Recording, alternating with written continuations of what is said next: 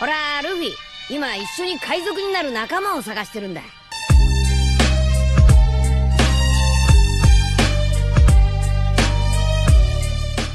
Hello guys, welcome to my channel The Wandering Zoro, your go-to destination for anime-related content. And if you're new here, don't forget to hit that subscribe button and turn on notifications so you never miss out on our latest videos. In today's video, we're going to be diving into Part 4 of the series What If Izuku Awakened the Ability to Manifest Anything He Draws. So be sure to stick around until the end, and let's get started. A couple days passed, and it was the day of the sports festival, and Izuku managed to get Eri to trust Inko enough that she could be with her. But to make Eri feel safer, he asked both Alpha and Renia to be by her, so she didn't feel out of place, and both summons readily agreed. He then looked over at the bus they will be taking to the arena and was about to enter it and sit next to Himiko when his Nazgul spoke in his mind. "Forgive me, master, but we have something urgent to tell you," said one of them. "What is it?" thought Izuku curiously, since they only talked to him when it was serious. "We sensed something else leaking from the gate. Ever since the Juggernaut broke out, it's been severely weakened, and one of the summons is trying to get out," said the Nazgul. Hearing this made Izuku freeze. The Juggernaut was extremely powerful, and it only stopped thanks to Makima. He couldn't imagine what the next one will be like if it breaks out. "All right, keep an eye on it for now, and we'll deal with it after the sports festival," thought Izuku. "Very well, master, and we all wish you luck," he said before cutting the mental link and going back to the gate. Sighing, he boarded the bus and sat down next to Himiko, who smiled happily and immediately laid her head against his shoulder. On the other side of him was Toru, who had a slight pout on her face at seeing this, but said nothing. "Okay, now that everyone is on, I need to go over a couple things," said Aizawa as the bus began to drive to the stadium. "Like I said before, all of Japan and even other countries will be watching this game, so you will have millions of people's eyes on you.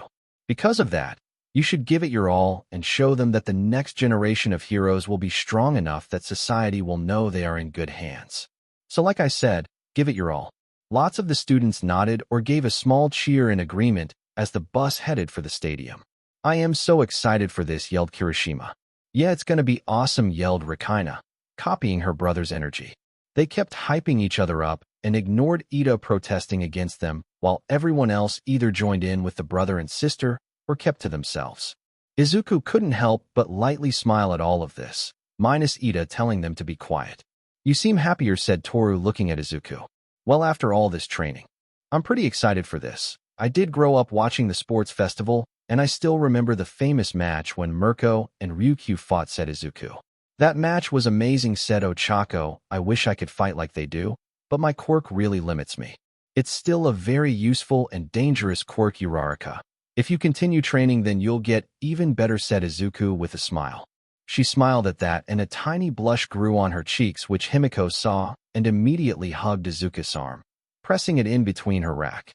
Izuku immediately jumped at that and blushed massively, which made some of the girls frown or pout, while one had a more blank expression before looking down at herself. "Holy cow, this place is packed to the brim," said Kirishima, looking from the area they were at and could see thousands of people entering or in line to enter. It was designed to hold over 150,000 people, which is the biggest they could build it while still giving people the opportunity to somewhat see what's going on, which we fixed by placing massive jumbotrons for people further back to see," said Aizawa. "Wow. Wait, if I remember, didn't the stadium need massive repairs when Mirko and Ryukyu fought, since their attacks did a lot of damage since they didn't want to use the ring, and even damaged the stadium itself," said Momo. "Yes, it took Cementos almost a month to repair all the damage, even with his quirk, since it sent lots of cracks through the stadium. So we then worked and reinforced it, so you don't have to worry about that," said Aizawa. "This is going to be so awesome," said Mina as she jumped up and down in excitement. "I'm sure it will be. Now all of you, go to the changing rooms and get dressed, then wait in the last room that leads to the arena," said Aizawa before leaving. They all started to walk. The girls went to the girls' changing rooms while the guys went to their own and began changing. Everyone was getting dressed by the locker that had their name on it, besides Izuku, who changed in a bathroom stall since he didn't want people to see his scars. Not even Himiko has seen them all, and they've been friends for years. She's only aware of the ones on his arms and hands. His eyes looked over his scars, and he couldn't help but sigh and feel disgusted at seeing them. But his eyes gained a dark look as memories began to surface that he longed suppressed. But then his eyes noticed something else. His training was making its mark, since his muscles looked bigger, yet he was still flexible. Smiling very slightly, he put on his track suit and left the stall, seeing everyone else walk out as well. He walked out and followed the others. But as he walked, a hero bumped into him and kept walking, not giving Izuku a good chance to see who it was. Arriving the waiting room, he saw a couple tables and lots of chairs, plus all of 1A talking to one another, besides Ida and Katsuki, who were elsewhere in the room. "Izu, are you excited?" said Himiko, grabbing his arm, and had a large fanged smile. Back in the hall, Naitai activated his quirk to see Izuku's future, and what he saw made his eyes go wide. Izuku was standing atop of a massive building, and his normally green eyes were a bright golden yellow that glowed brightly. He was looking over a massive city that looked more advanced than Island, and hundreds of thousands to millions of people were staring up at him with looks of hope and reverence in their eyes. Izuku then lifted his hand and said something. He couldn't make out, but around him, thousands of human-like beings or other creatures or monsters seemingly appeared, while around him a bunch of others also appeared. One of them was the monster he saw from the USJ footage, while the others he couldn't completely make out, besides the shapes of human-like beings. One of the human-like beings had wings upon her lower back, while another stood next to him and had something akin to a halo over its head. The last one he could vaguely make out stood arrogantly proud, even next to Izuku. The hundreds or millions of people cheered in happiness and began to chant something. Before the vision could go any further, something changed, and the one with a halo above its head turned its head and opened its eyes, revealing golden eyes, slightly darker than Izuku's. "Never approach my master again. You don't deserve to be in his presence," said the female voice from the person, before snapping her fingers. Naitai was brought out of the vision violently and fell to the ground and felt excruciating pain in his left arm. He looked down and saw that his left hand, the one he touched Izuku with, was just gone. He couldn't see his hand anywhere, only a growing pool of vital fluid. He groaned in pain and tried to stop the bleeding while calling Bubble Girl to get him some bandages. He then slouched on the wall, holding the stump, and made a mental note to tell All Might about this. "I wish we could have worn our hero suits to show them off. I think it would have been really cool," said Mina sadly. "Well, it does make sense since some costumes give people the advantage in fighting," said Rikaina, looking at her. "Yeah, I know, but still it would have been cool to wear them in front of everyone," pouted Mina. With Izuku, he did some light stretches and debating on which of his summons powers he should switch around with, since they are all different or unique. Shaking his head, he decided to just stick with whatever felt right at the moment and went to turn around, when he was confronted by Todoroki, who had an ice-cold glare on his face. Izuku wasn't sure why, but he could feel the hatred leaking off Todoroki, and it was solely directed at him. "Midoriya, it stands to reason that out of everyone in this room, besides me, that you're the strongest here with the strange quirk you have and how you're able to summon things that make no sense or use different powers," said Todoroki. "But none of that matters given I'm stronger than you and I shall defeat you on this day only using my right side." Izuku felt a slight shiver of fear run down his spine, which he tried to stop, but then he felt anger boiling up inside him, and he swallowed the lump of fear in his throat and looked Todoroki right in his eyes. He glared slyly at him before speaking. "You better use everything you have, Todoroki, or else I will defeat you," he said with a slight dark tone as anger swelled inside him and memories of his past surfaced in his mind. Unknown to him at the moment, but another summon even more powerful than the Juggernaut was trying to force himself out of the gate in his mind. Todoroki stared at him and felt a slight raging inferno coming from him. This only made his own anger grow, but felt a slight shiver of fear when he saw Izuku's eyes flash red as fear entered him, like in the USJ when he saw that weird monster. "I'm still only scratching the surface of my own quirk, Todoroki, while you had your entire life to get ready for it," said Izuku, before he took one step forward, and his eyes got darker as fear and anger filled his voice. "So give it your all, or you will regret it." Himiko, who's been watching all of this, was beyond shocked at seeing Izuku get angry. It's next to impossible for him to feel angry, yet after the USJ incident, he isn't as scared anymore. Then lately his anger has been rising and falling as if he's learning how to deal with the emotion for the first time. Izuku, she said quietly looking at him. Whoa guys, come on, calm down, said Ejiro, hoping to calm the situation down before it got worse. We're all friends here. No need to get so hostile. Todoroki shoved his arm away that tried to touch his shoulder. Then he glared at him. We aren't friends. We are here to be heroes, nothing else. He then gave Izuku one final glare before leaving. Himiko walked over and stood next to Izuku. I don't like him at all, she said. Izuku shook his head and tried to understand why he's been feeling anger so easily lately, but shook it off and forced himself to calm down. You don't have to like him, Himiko, but we shouldn't act like him. She pouted, but nodded in agreement. Before anyone else could say anything, they heard a light buzzer in the room, which told them they need to enter the hall and wait near the entrance by the exit for the tunnel into the arena.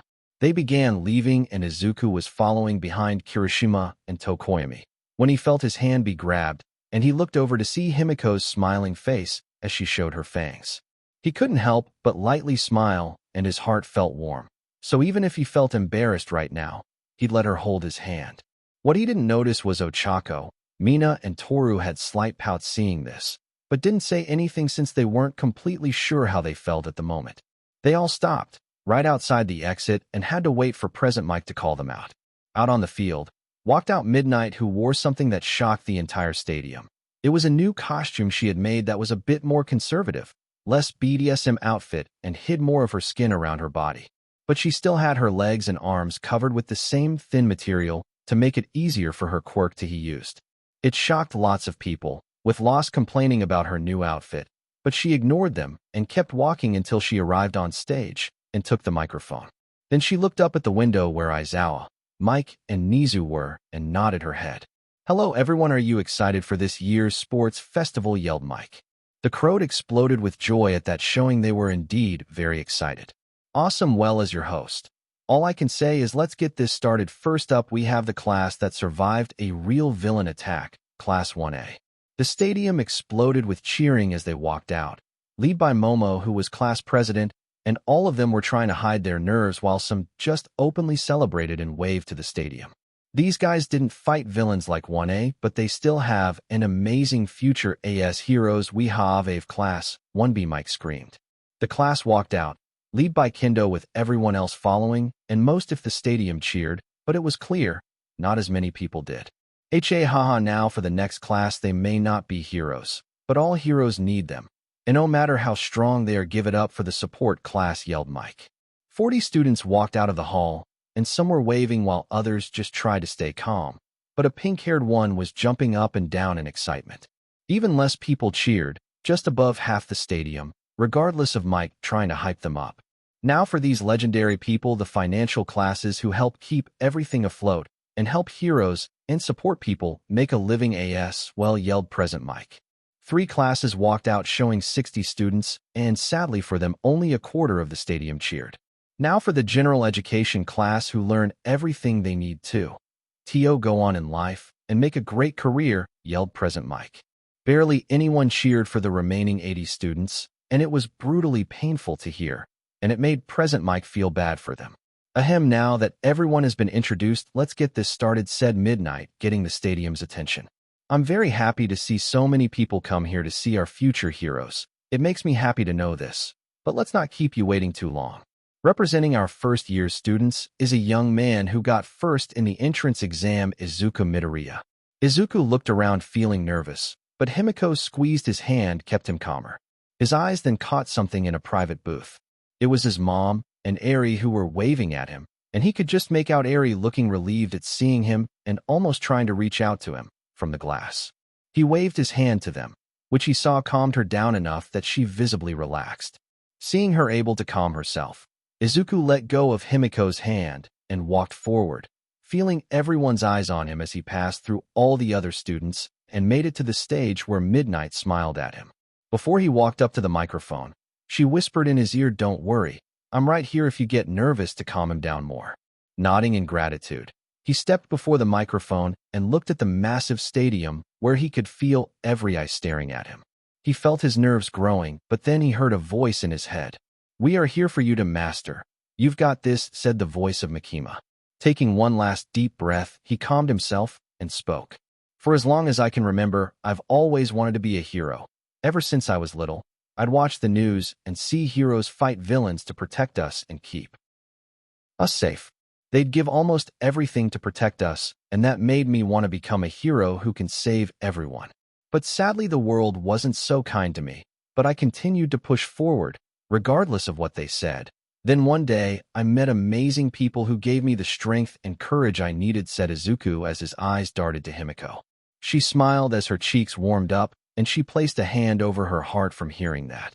Thanks to everyone I met after that day, I continued to grow stronger so I can be a hero to save everyone. I want people to live long, happy lives as myself, and every other aspiring heroes protect them from villains. Because of that, I shall give my all to protect everyone as a hero. Those with quirks and the quirkless, I shall protect so we can live happily. Even the quirkless, I will be a hero for them as well, said Izuku. A massive part of the stadium cheered in happiness while the rest either stayed silent or booed in disgust that he said he'd protect the quirkless.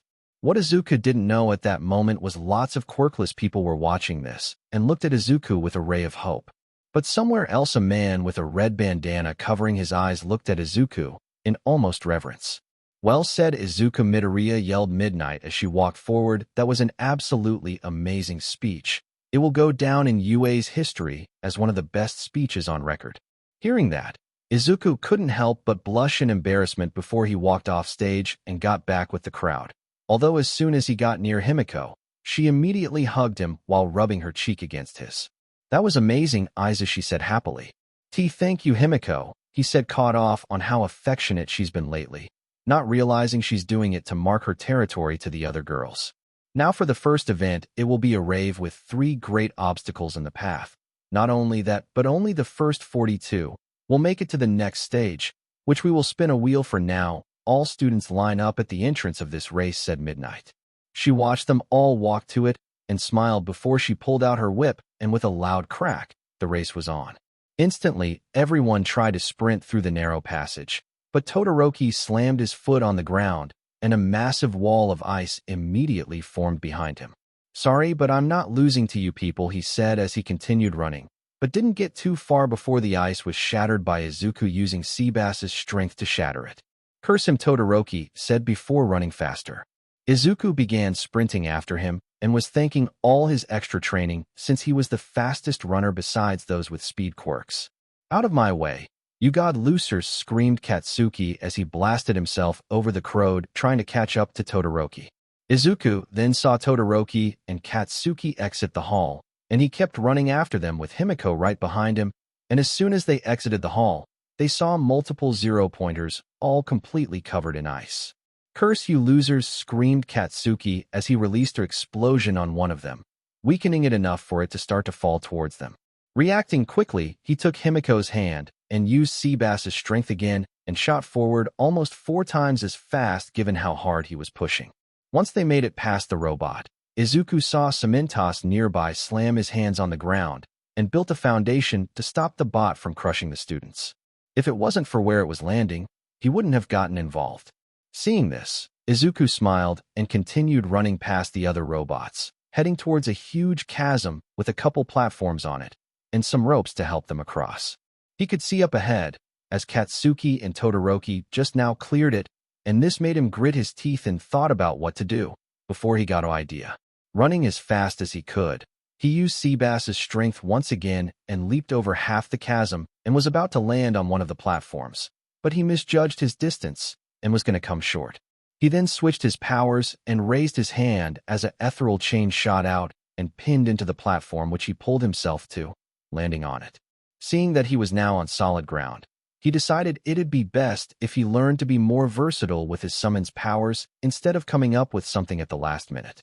Jumping again, he made it almost to the end, when he shot out Makima's chains again and pulled himself to the edge, where he landed.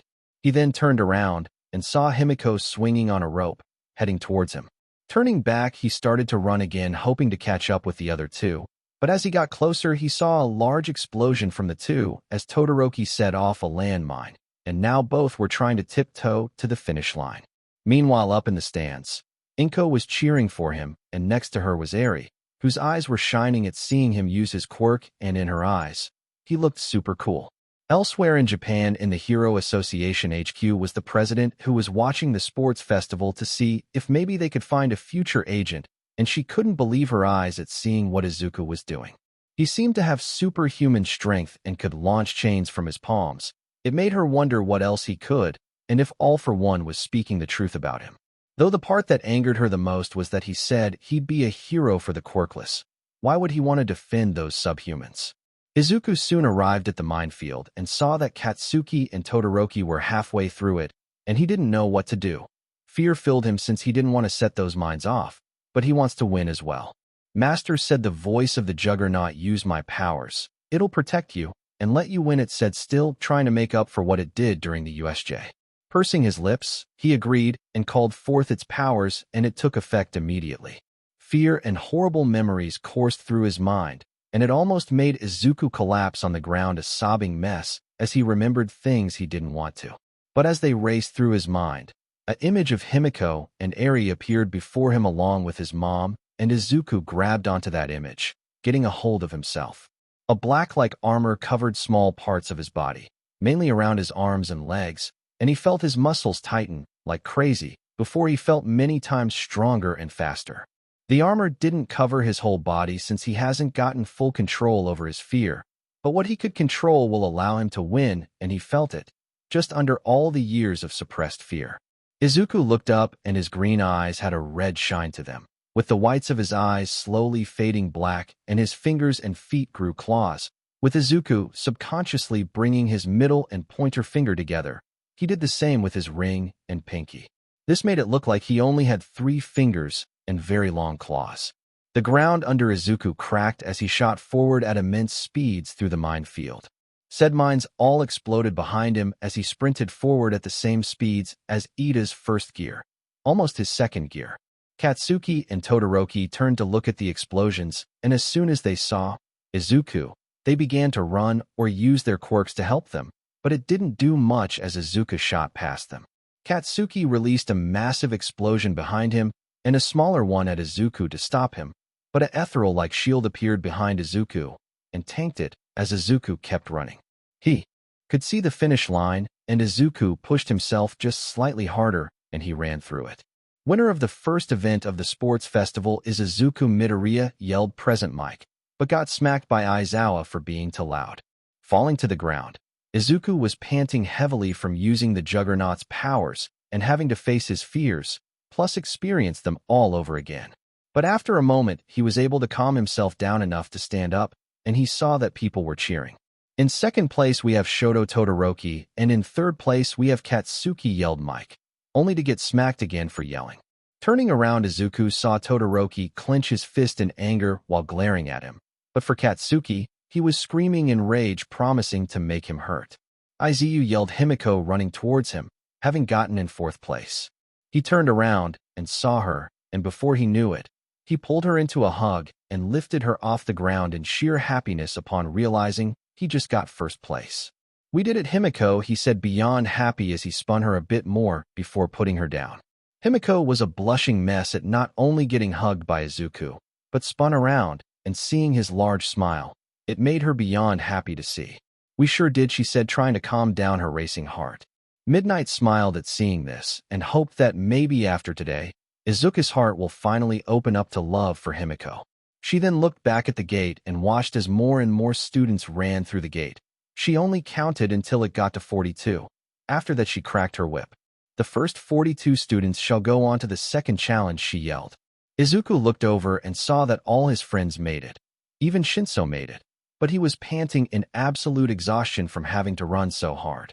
His eyes then went up to the private booth where he saw Eri and Inko, mainly Inko celebrating his victory, while Eri looked at him with a spark of happiness in her eyes, which he could just barely make out. The second event shall be cavalry battle, she yelled out to the crowd, and the first place winner of the race shall be worth 10 million points. Instantly, Izuku felt glares and people staring at him, which made him lock up, but Himiko immediately grabbed his hand, and she glared back, showing they'd have to go through her as well.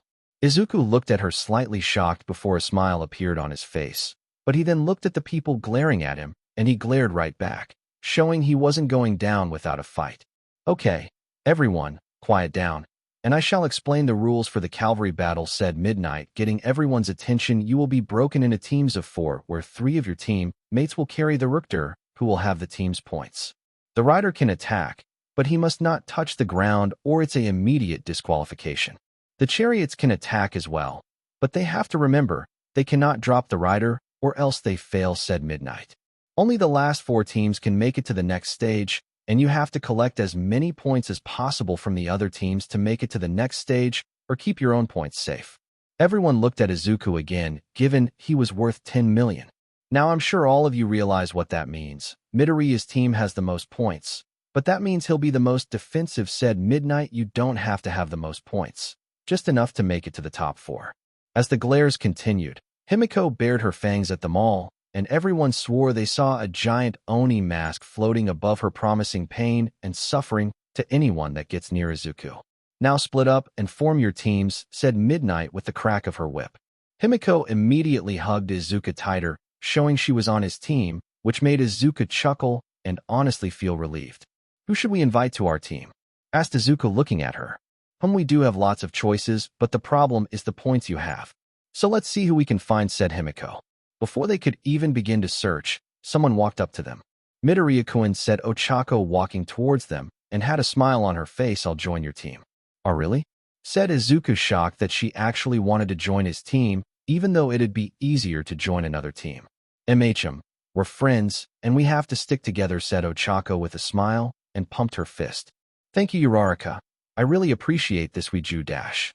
Green hair, let's test out my babies, said Mei, appearing out of nowhere. Thanks to you, we were able to make new babies that will help me show them off. Mei? Said Izuku, and didn't notice Himiko's eyebrow twitch at the baby comment. With your points and my babies, I'll get all sorts of investors. Now let me join, she said, appearing in front of him, with only a couple inches of distance between them. Himiko felt her eyebrow twitch again, and a vein appeared on the side of her head along with a tick mark. Thank you for joining our team, and can you please stop calling them babies, said Izuku, feeling bloodlust leaking off Himiko. Why? I made lots of babies, and you even helped me make them, she said. Something snapped in Himiko, and she tried to attack Mei, but Ochako stopped her quickly and was currently holding her back, but struggling greatly. I know, Mei, but to others it sounds his cheeks got red in embarrassment like we had kids. But they are our babies, she said. I'm gonna end this speech, said Himiko, pulling a knife out of nowhere. Please don't, Himiko, screamed Ochako. It then finally clicked in Mei's brain, and she snapped her fingers. Oh, my bad. You meant our kids. Let me at her. Please stop, Himiko. She means her inventions, yelled Ochako as her and 4 others were now holding back Himiko from finishing Mei. A tick mark was still on her head as her and the other 2 held Izuku up, and she glared at Mei, who finally said she was talking about her inventions. But she still didn't like her for casually talking about having babies with Izuku. Okay, remember everyone. Let's try and stay away from the others, said Izuku as he felt the stairs. We need to get away as fast as possible. Everyone ready? Yelled Present Mike, looking around the arena before he yelled again, then begin. Instantly, almost every single team charged at Izuku's team. Seeing them all come at them, Ochako activated her quirk and both Mei and Himiko turn on Mei's hover boots, making them lift off the ground immediately. Deku screamed Katsuki, releasing a large explosion and flying into the sky towards them all. Seeing him coming, Izuku switched his powers to Nobara's, and lightning arced around his hand before a bolt shot down towards Katsuki, who dodged the attack, getting closer to them, and was about to release a large explosion at them. But Izuku pushed his fingernails hard enough into his palm that it broke. The skin began to come out, quickly creating a crimson knife thanks to power. He then hurled it at him, making him have to use another explosion to get out of the way to dodge it, but began to fall. Curse you, he screamed as he fell and used explosions to stop himself from touching the ground and landed back on his team. Wow, that's insane muscles, said Mei, looking at him with stars in her eyes at seeing him using different types of quirks before her eyes, and want to learn more about how his quirk works. We can make so many babies with that. Himiko was about to drop her hearing that. They were floating towards the ground when they saw a wave of ice being released as Todoroki's team was heading towards them. Recipero burst, screamed Ida as the exhaust pipes on his legs glowed red as blue flames shot out of them. Seeing him coming, Izuku knew he had to stop Ida before it was too late. So he closed his eyes and concentrated deeply as his hand reached for his sketchbook and touched it. "I need your powers," he thought. "As you wish, master," said a female, ghostly voice as in the corner of his eye he saw a hand form with a mouth on the palm. Todoroki's team shot forward as fast as Ida could take them. But before he could get too close, Ida saw Izuku raise his hand at them and opened his eyes, showing them glowing slightly. "Ghost," he said coldly as a shiver went down everyone's spine that was near him. Before Ida could properly react, multiple hands shot out of the ground and grabbed him, stopping Ida dead in his tracks. "What are these?" said Momo, having never seen this before and was creeped out by all the hands. Todoroki glared at Izuku as he watched his team flee and going away while Ida was still trapped by the hands. Swiping his hand, a wave of ice was launched and covered the hands, but it left them temporarily unable to move, and he glared harshly before his eyes went wide at what he saw. Izuku was holding two of his headbands, and the arm then disappeared into thin air. Todoroki clenched his fists in anger at being humiliated again. Getting away from them, Izuku tucked the headbands on his forehead while he kept the 10 million on his neck. His eyes then caught something. It was Shinso who managed to capture a headband off an enemy team, and that made him happy to see that Shinso won another headband. 5 minutes, yelled Present Mike, getting everyone's attention, and they all now realized how fast time can fly in this situation. "Ida, move," and said Todoroki as his team was on the move again and heading towards them as fast as they could. Seeing them coming, they were about to take off again, when a massive ice dome formed around them from Todoroki's attack to prevent them from leaving. "Guys, start running towards the exit. I'll try and give us a way out," said Izuku as he reached out, and lightning began to form around his hand as he used Nabarel's powers. Seeing the lightning, Todoroki asked Momo for a metal rod, which she quickly made, and he grabbed it and hurled it at Izuku. The lightning hit the rod and Izuku had to duck under it, or else it would have smashed into his head. Looking back, he saw that both teams were about to collide, so he very quickly changed to Choso's powers and had to cut his hand. He didn't have a lot of experience with his powers, but he knew enough for one attack. Brining both his hands together, he aimed it at Todoroki before concentrating on the vital fluid that was building up in his palms. "Convergence," said Izuku. Like a javelin, a stream of fluid shot out at insanely high speeds, and Todoroki's team had to change course very quickly, but were too slow as Todoroki tried to dodge it, but a large cut appeared on his side. Quickly retaliating, a large wave of ice was shot at them while he ordered Tokoyami to send Dark Shadow. But Dark Shadow refused out of fear. "Keep chasing them," snapped Todoroki as he sent more ice. Izuku's team made it out and were about to take off and fly when Katsuki came in to attack them again. Deku screamed Katsuki as released two massive explosions behind him and launched at them. Todoroki's team were right behind them and preparing to attack them. "Uraraka, can you make us float by yourself?" said Izuku. "Not very well," she said, "and I'd make myself nauseous." "Very well," said Izuku as his brain began to hurt as he thought of a strategy, but couldn't with such a small amount of time, so he'll just have to improvise. "Ghost," he said again as hundreds of hands launched at Todoroki's team again. But they were ready this time and quickly countered, but Izuku was about to turn around and focus on the bigger threat. Howitzer impact, a massive explosion was released and headed straight at Izuku's team, who saw the explosion coming. He raised his arms and called forth Seabass's monstrous strength and punched as hard as he could, which sent a cannon of air at the explosion. Both attacks collided and the explosion was dissipated enough that it didn't hit them too hard. But then ice shot at them from behind as Todoroki's hand lunged forward to Izuku's forehead. Katsuki then lunged forward, going towards Izuku's neck for the 10 million points. Both of them were about to grab the headbands and kick Izuku's team out, when Izuku's eyes glowed and black armor like earlier covered his arms and made his fingers look like massive meat cleavers. A wave of fear filled the area around him, but just as fast as it appeared, it was overcome by pure rage emanating from Izuku. His arms shot up and grabbed both people's hands, stopping them from grabbing the headbands, and Izuku then hurled his arms, throwing them both away from him in the nick of time. Todoroki went flying, and in his desperation and feeling Izuku's rage, his left side flared up and sent a wave of flames downwards, stopping his descent for a brief moment, before reality hit him. He quickly snuffed the flames out and was about to land on the ground, when Ida and Momo managed to grab him at the last moment, and Denki reached out and pulled him back up. For Katsuki, he released a massive explosion, flinging himself into the air, and once he corrected himself, he was about to charge back at Izuku to finish him, when his eyes landed on him. Every cell in Katsuki's body froze when he felt the sheer level of rage flooding from Izuku, and he saw the black-like armor start to change into something different, looking almost like a carapace exoskeleton. But before that could happen, the sound of the siren was heard. Match over, yelled Present Mike. Everyone stopped, and the rage that Izuku felt disappeared, but it was still simmering deep within. Midnight walked forward and snapped her whip, getting the stadium's attention. Now that the second match is over, let's announce the 4 teams that passed and shall make it to the third event. In first place we have Team Midoriya. In second place is Team Todoroki, who managed to get enough points to make up for what they lost. In third place is Team Katsuki, and last is Team Shinso. Hearing this, Izuku couldn't stop the smile from forming, and Himiko immediately spun around and hugged him while jumping and wrapping her legs around him. Izui won, said Himiko very happily. Yes, we did, Himiko said, Izuku hugging her back.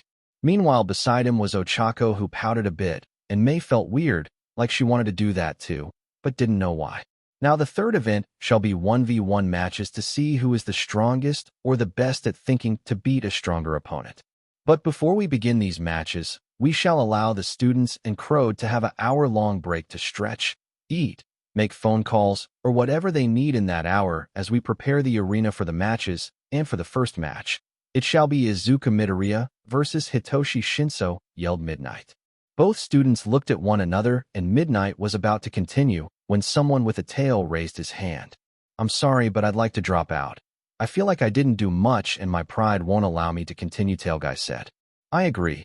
I feel the same, said a member of Class 1B.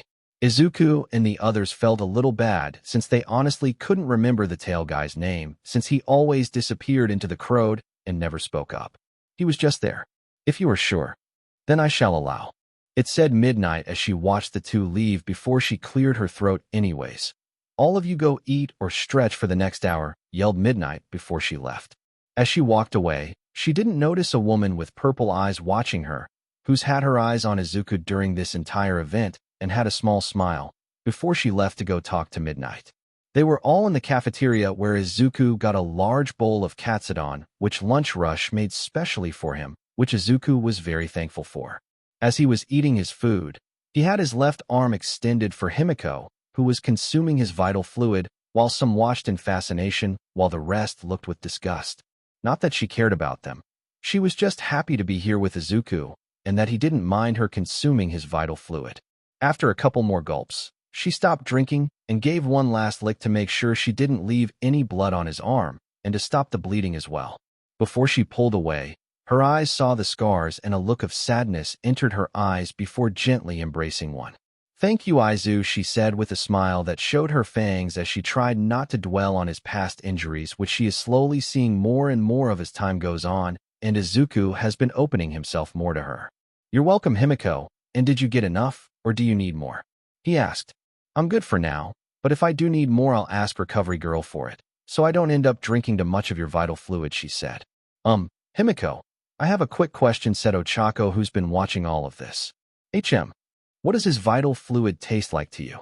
I'm only asking because the couple times you've mentioned it, it's sweet, but from what I remember, tastes like iron, said Ochako, remembering one of her nosebleeds. Well, to me it tastes sweet, and every time I drink it, it brings back happy memories, and I feel warm and cozy, said Himiko, as she remembered the first time he let her consume his vital fluid. She was so scared since she couldn't hold back her urges anymore, and before she could stop herself, she lunged at him and sunk her fangs into his shoulder as tears rolled down her cheeks since she wanted to stop, but her body wouldn't move. But then she felt something. Izuku wrapped his arms around her and gently stroked her back. It's okay, Himiko, I'm here. Hearing that made her start crying harder as she finally felt accepted, and something in her heart sparked that day. All that sounds so sweet, said Mina as she munched on her own food. That reminds me of when I drink hot chocolate, said Toru. They were about to continue talking when Izuku was cut off when he felt a small pair of arms hug him. Looking down, he saw Eri, who was hugging him tightly and looked scared given all the people in the room, yet she forced herself to run to him. Hey Eri, are you okay? said Izuku as he gently picked her up and placed her in his lap, where she latched onto him and pressed her ear over his heart to listen to it and calm herself down. She meekly nodded her head before speaking. "You were really cool," she said before looking up at Himiko. "So were you?" Izuku and Himiko felt their hearts squeeze from the sheer cuteness of this. "Thank you for the compliment, Eri. Now where's Mom?" asked Izuku curiously, since he knew that Inko would never let Eri run off by herself. Eri gently pointed off to the side, where he saw her talking to 13 about something, but when she saw him, she gently waved. "Well, you were a very brave girl to come to me while in here," said Izuku. She looked up at him in shock as her eyes gained a tiny glint of happiness, and Izuku swore he saw the corner of her lip twitch. Really?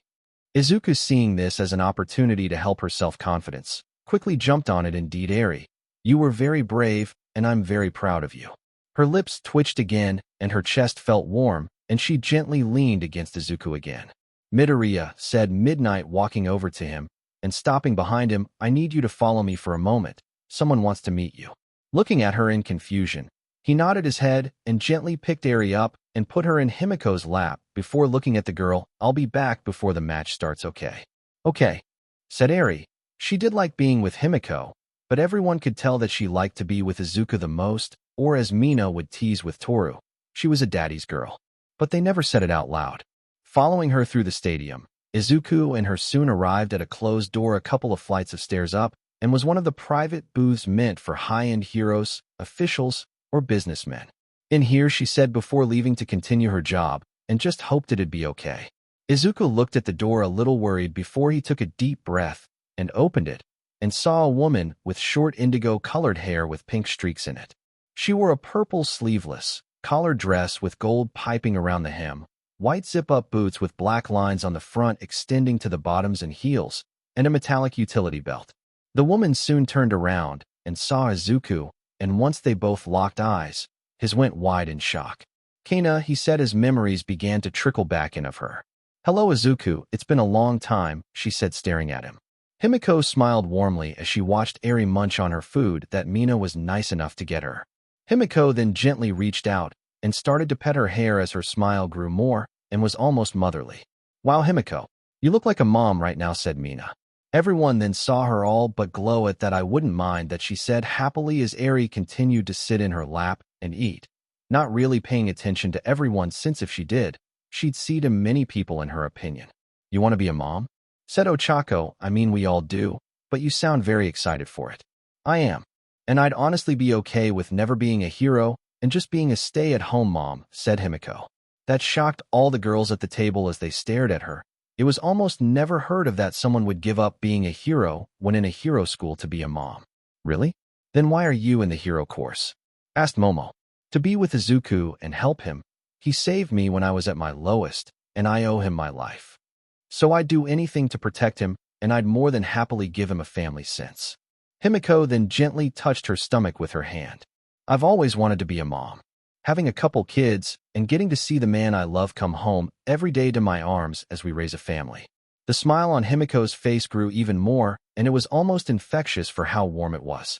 "I'd love that more than anything," Himiko said with her smile somehow growing more. None of the girls knew how to describe it, but now a small part of them wondered what that life would be like.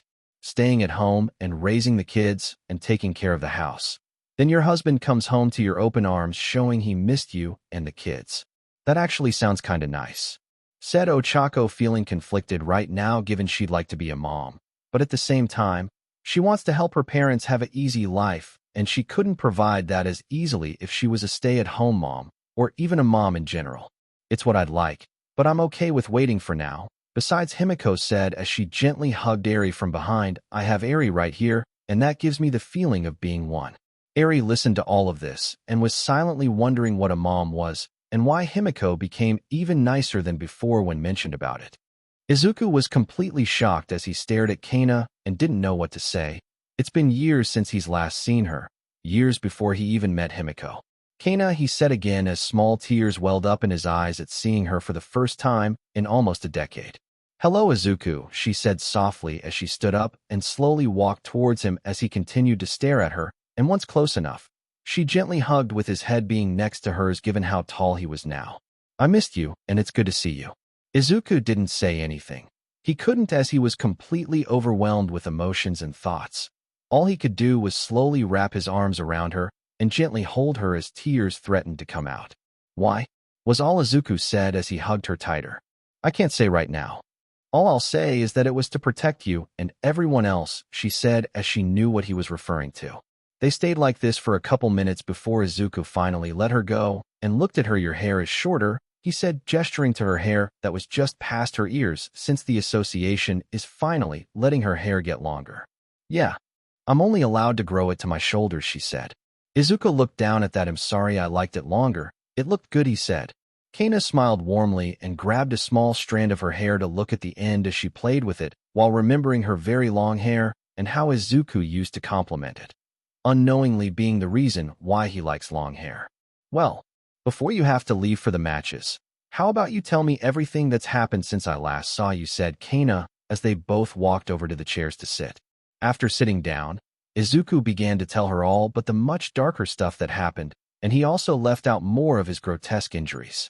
He then went on to explain how he awakened a quirk one day, then later met Himiko. Izuku or Kana noticed it, but when he mentioned Himiko and how close both of them were, her eyebrow twitched very, very slightly. They would have continued to talk, but they both heard the announcement from Present Mike, and Izuku looked at her with a sad expression on his face. "It was good seeing you again. I hope we get to see each other again really soon." "Me too, Izuku. Hopefully we will," she said, knowing it'll be next to impossible given the commission. He was about to leave when she suddenly stopped him. "Wait." Stopping, he turned to look at her as she brought her hand to her hair and created a bullet before handing him it. "It won't disappear or turn into hair. It'll stay like that till I die," she said, having tested how long her bullets can last without using them, and her record is 25 years given she's 29 going on 30. "Thank you, I'll trace sure at Kana," he said happily as he put the bullet away in his pocket before leaving, stopping himself from hugging her since he knew neither would want to let go. Watching him leave, she let out a sad sigh and wished he could have stayed longer, wouldn't be alone like she has been for the last decade. "You really have grown up, Izuku," she said as she remembered one of the last times she saw him before going to jail. 10 years ago, a 19-year-old Kana was watching over a 6, almost 7-year-old Izuku, as Inko had to work her second job. Kana didn't need the money or anything, but this made her feel human and not like a cold-blooded killer. "Kana, look at this cool drawing," he said, showing her a drawing he just made that showed him, herself, and his mom. "Wow, that's amazing, Izuku, but why am I in it?" she asked, confused. "Well, you're my only friend, and it'd be wrong if I didn't add you," said Izuku with a smile. She was completely silent, unable to respond to that, and she felt lots of guilt and sadness well up in her that she was his only friend, when all she was a glorified babysitter. But soon a soft smile appeared on her lips as she gently rubbed the top of his head. "Thank you, Izuku. I really appreciate it." His smile grew, but then he pointed at her and declared something. "When I get older, I'm going to be a great hero like you and one day save your smile," he said with his green eyes burning like an inferno. Kana didn't know why, but when she looked into his eyes, she could tell he was telling the truth. He was a little caught off when she smiled more, and then ever so gently embraced his forehead. "Thank you, but I don't need a hero, but if I ever do, I hope it's you," she said. Izuku's face went red from getting embraced on his forehead, and he immediately turned around, hiding his embarrassment, which made her laugh lightly. Aizawa was walking through the halls after getting chewed out by Emmy on the phone for not eating any real food.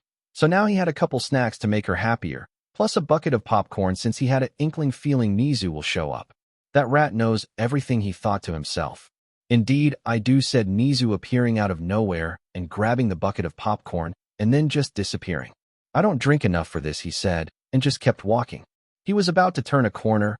He accidentally bumped into someone dropping his snacks and drink on the ground. "Sorry," they both said at the same time as they both reached for the food, but stopped since they both reached for the same bag of chips, and that's when Aizawa looked up to see it was Inko. Normally for Inko, she wouldn't get flustered, but given how many years it's been, seeing a man who was decently attractive, even with his long hair, made her blush a bit. "I'm so sorry," she squeaked out. "It's all right, Ms. Midoriya. Mistakes happen," he said, quickly calming her down, and saw she dropped a container of cut-up apples. He grabbed it and handed it to her. "Thank you," she said, a little embarrassed as she took them, "so Eri has a snack during the game." Inko then reached back and started to help him grab all his snacks. Izuku is doing well in class and is gaining lots of friends, said Aizawa, grabbing the last of his snacks as he stood up, and Inko handed him the one she grabbed. I'm happy to hear that. Also, I wish to thank you, she said, making him raise an eyebrow. Don't tell him I said this or he'd die of embarrassment, but he's truly thankful for some of the things you taught him, especially the things that only a guy can teach a boy, said Inko. She could still remember the time he came back from UA and had a couple tissues stuck to his cheeks since Aizawa taught him how to shave. He truly appreciates it all, and in a way, you filled a role Izuku desperately needed growing up, and I can't even begin to repay you. In a very rare moment, Aizawa let a small real smile appear as he looked at Inko. It's no trouble, Ms. Midoriya. I was happy to teach him those things and help him grow up to be a better person than he was before, he said. Inko's cheeks warmed, and before she knew it, her body moved. Chew. She embraced Aizawa's cheek. Thank you again, Mr. Aizawa, she said quickly and extremely embarrassed before she quickly scampered off to go get to her seat. Aizawa stood still like a statue as he tried in vain to process what just happened before he felt a cold chill go down his spine and turned to see Emi glaring at him. Meanwhile, with Inko, she sat down, but was still blushing like mad at what she just did and was screaming at herself that she was a grown woman, not some high school girl who could just do that. Now for the first contestants, Izuku Midoriya yelled present mic loudly as most of the stadium cheered, but a bunch didn't as they glared at him for the quirkless comment he made before. Izuku then heard lots of loud cheering, and his eyes went over to his class, where lots of them were cheering him on, which made him smile in embarrassment. But then his eyes caught two people. It was Himiko, who was waving happily while Eri was in her lap waving as well, but in her hand was his sketchbook that he asked her to hold on to while he's fighting, which she happily accepted. Izuku was pulled out of his thoughts when he heard Shinso's name get called, and he turned to see him, walking towards him in a calm manner. Nothing personal, Midoriya, but I intend to win this match, said Shinso honestly, and not using his quirk. Izuku nodded, which made Shinso chuckle since it showed he was ready for the match against him. Are both fighters ready? Said Midnight, getting nods from both of them, which made her smile as she pulled out her whip, and with a loud crack of it, the round started. It must feel nice to have such a strong quirk, said Shinso immediately. Izuku easily ignored this and charged at him, getting closer than Shinso was expecting, which forced him to move as well, to avoid getting punched. Though if I were to talk about quirks, I guess I should talking about Toga's, said Shinso, as he saw a look of anger in Izuku's eyes as he tried to stop him. It's related to blood, so she must be a villain, or should I say monster. Rage instantly filled Izuku's eyes as his anger made him snap. Don't you ever call her that, screamed Izuku as rage flooded his system, and he ran towards Shinso about to punch him, but he saw a smirk on his face. Gotcha. Izuku's eyes became lifeless and his body froze, as if a puppeteer attached strings to him and was now in control of him. In all fairness, I didn't mean what I said, but I knew that was the easiest way to get to you and win this match, said Shinso before he put his hands in his pocket. Now turn around and walk out of the arena. Izuku's body began to move, and as he did, he felt his summons screaming in murder and rage against Shinso within him due to his connection to them. As Izuku started to get closer, Shinso felt his connection becoming more muddled, which forced him to concentrate even harder to control Izuku. But the harder he tried, the more the feeling grew until it was starting to hurt his head. Izuku was only one step away from the edge when his body started to shake as it was forced to a stop. Shinso grabbed his forehead in pain as the feeling became excruciating. He then heard voices screaming in his head. How dare he? He's controlling our master. He must die. Unalive him. The voices kept growing louder and louder, and it felt like his brain was about to burst from all of them, and the feeling of nothing but pure seething rage coming from Izuku. The feeling kept growing more and more, to the point Shinso was screaming in pain, but it somehow became 100 times worse as everything started to go black from where Izuku was. The dark veil then began to fade towards him, before Shinso found himself in a completely black void with only himself and Izuku. Looking around, he was beyond confused before the pain suddenly shot through his body to the point he wanted to die. He could vaguely see it, but another pair of rage-filled bug-like eyes stared deep into his soul. Shinso fell to the ground and held his head in pain as the world around him went back to normal. Izuku's head suddenly snapped back to normal, but he could still feel rage circulating through him like lava under his skin. Snapping his head back, he looked at him like he was an annoyance, and before Shinso could do anything, he saw that black-like armor cover his forearms and legs before Izuku shot forward. Moving at surprising speeds, Izuku went to punch Shinso, but he rolled out of the way at the last second, which he was grateful for. Izuku's fist smashed straight into the concrete and shattered it, showing just how much strength he put into that single punch. Standing back up, Izuku looked at Shinso, but seemed to have regained some control on his temper now. Trying, he almost got to his feet, but Izuku was even faster and landed a blow against his stomach. Shinso felt his body get lifted off the ground from the force of the punch, and it even carried him, before sending him out of the ring, leaving him on the ground, dry heaving and desperate to get air. Taking a deep breath, Izuku calmed his anger down more, but was still struggling. "Izuku Midoriya wins," yelled Midnight. Cheering was heard throughout most of the stadium, but some people stayed silent or even openly glared as they still remembered what he said earlier about helping the quirkless. But in a more private part of the stands, he saw his mom cheering him on while openly sobbing in happiness. In the class stands, most of the class was cheering, with the girls being the loudest, and even Eri tried, by raising her hands like Himiko did. Izuku smiled at this and started to leave the arena when he saw the medical bots take Shinso away, and as he did, he didn't notice that his quirk was changing again and making another power based off Shinso's. Nor did he notice strange markings appear on his cheeks before they disappeared. "I must say he's done an amazing job, especially with how he regained control," said 13 as she watched Izuku leave the ring. "I agree, though he still does have a ways to go before he's ready for the real world. But if he continues the way he has been, then I'm sure he'll become very powerful," said Power Loader. "That may be true, but his quirk is still a mystery," said Hound Dog. "One that as teachers, we shall help him with," said Ectoplasm. "Still though his quirk is something else, and the possibilities are endless," said 13. Izuku arrived in the stands when both Todoroki and Shiro left for the round they were just announced for. He didn't even get to his seat when Eri ran forward as soon as she saw him and immediately tried to hug him. But he reacted faster and picked her up, making her wrap her arms around him and bury her head into his chest.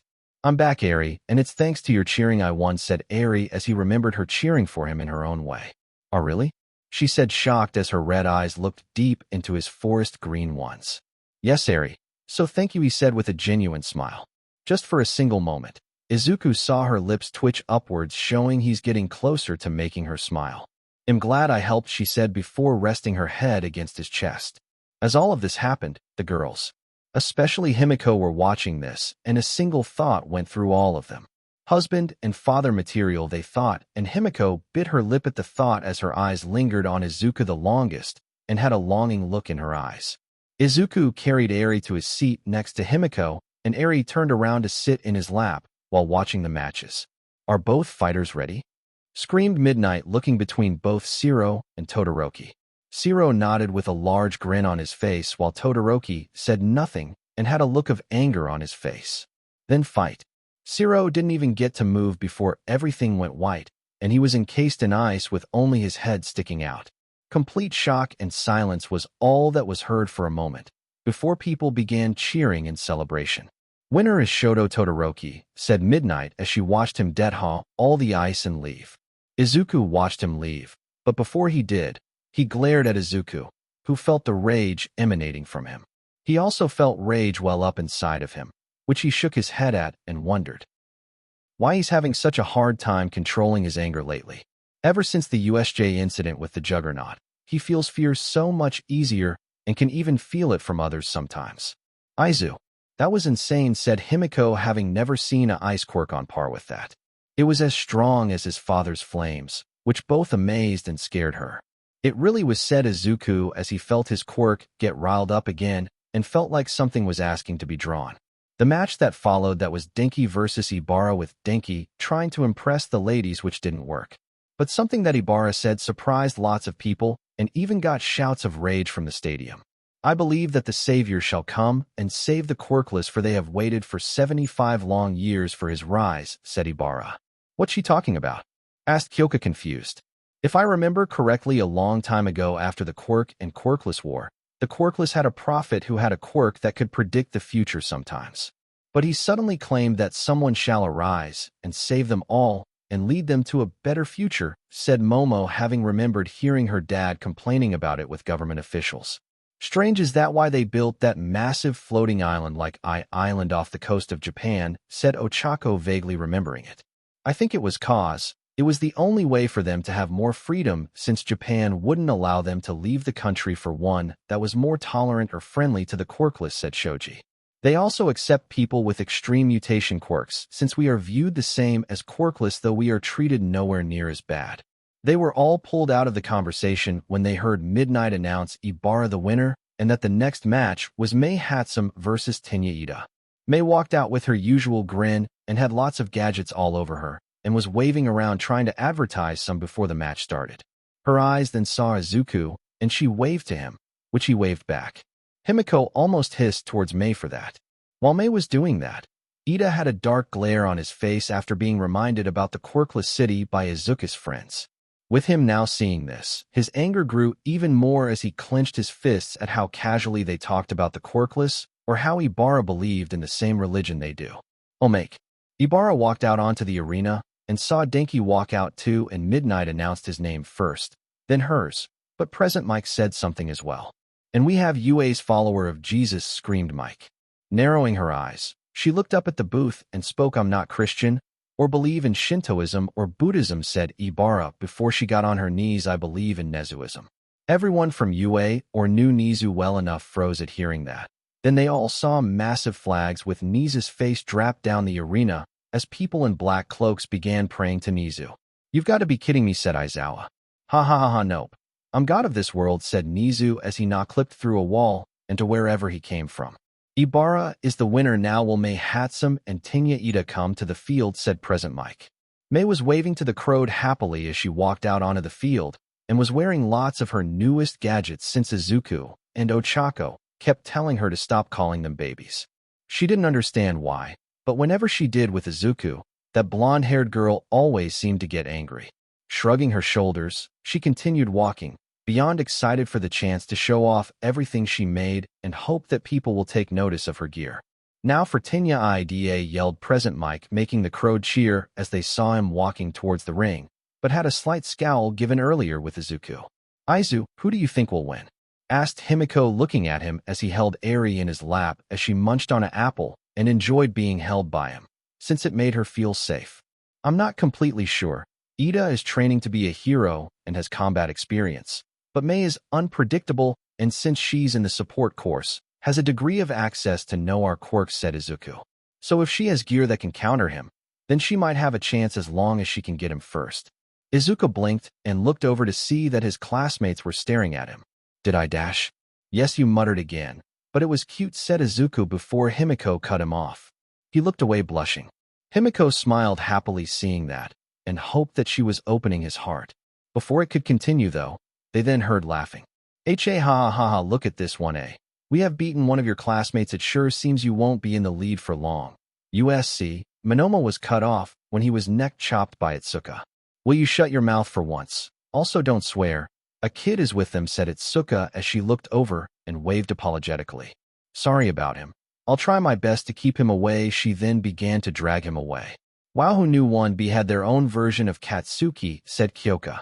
The fuck you say? You beach, snarled Katsuki as he glared at her. Did I stutter? Said Kyoka, giving him a harsh glare as well.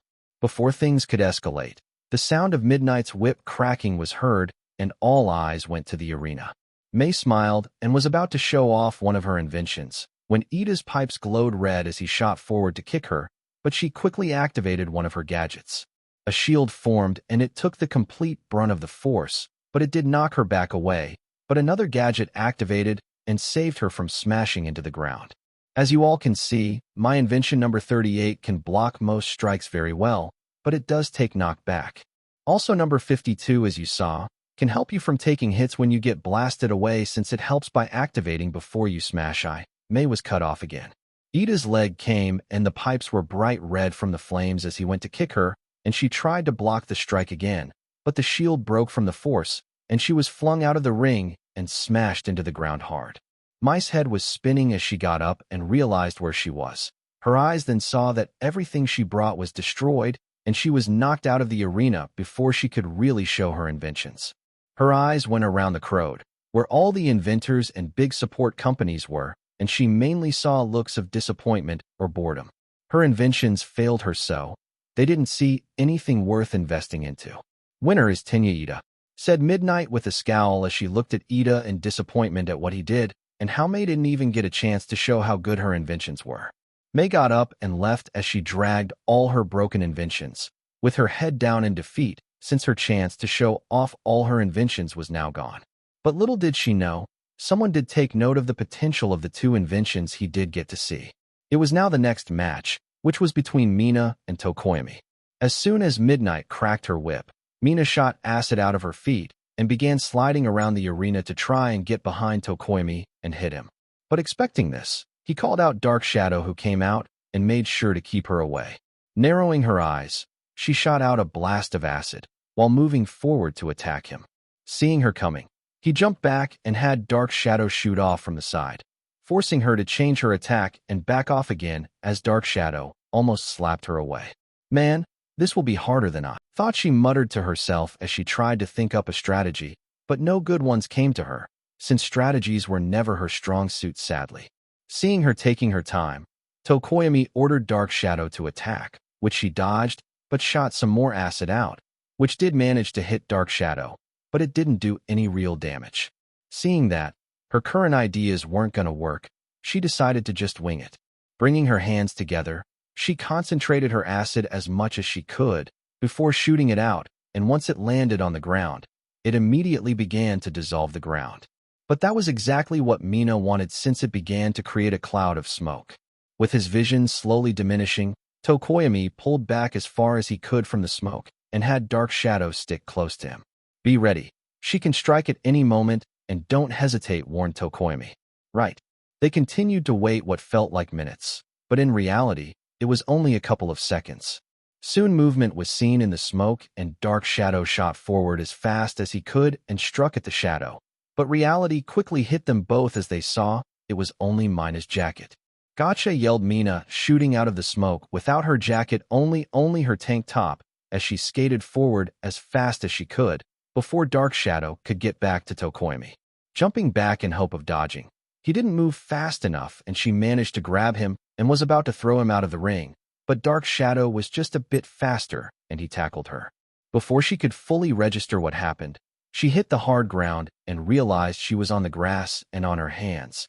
The tips of her fingers showed a little bit of her old skin before it turned pink. "Winner Fumikage Tokoyami," yelled Present Mike. "Aw darn, I was so close," whined Mina as she stood up. "You did very well, Ashido. If you were just a bit faster, then I never would have won," said Tokoyami truthfully, while silently reminding himself to train himself physically from now on. But hey, maybe next time I can beat you," she said with a big grin. "I look forward to our next duel," said Tokoyami, before he started to walk back to the stands with Mina following behind, since she wasn't really hurt. "That was a great match, everyone. Now our next match shall be announced in a couple minutes, after we fix the arena from that massive hole," said Midnight. All eyes went to the giant hole in the middle of the ring that Mina's acid made and was still lightly smoking. "That was cool," said Eri quietly. "It was, wasn't it?" said Izuku with a smile, making her nod her head before looking up at him. "When will you go out again and do those cool moves?" "Not for a couple more fights. So until then, you're stuck with me," said Izuku, trying to make a joke to if maybe she'd smile. Eri didn't, and instead scooted closer to him and gently held his scarred hand with both of hers. "I like being with you. I feel safe," she said, trying to think of the words she's been learning lately. Izuku let out a small smile, and with his other hand gently rubbed the top of her head, which everyone swore they saw Eri immediately lean into, showing that Izuku was indeed opening her up from her past.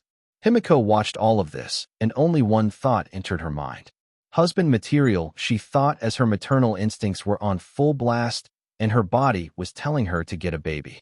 Little did she know, Izuku was having that effect on a couple others right now. Next matches. Momo Yaoyorozu versus Himiko, yelled Present Mike. "Well, I guess it's my turn, Izu. Wish me luck, Eri," said Himiko with a smile. Eri looked at her, and she mustered all the courage she could and spoke, "Good luck, Himiko." she said while playing with Izuku's hand to comfort herself. Himiko had to stop herself from squeezing her heart at the sheer cuteness and how badly her maternal instincts were screaming at her. Good luck, Himiko.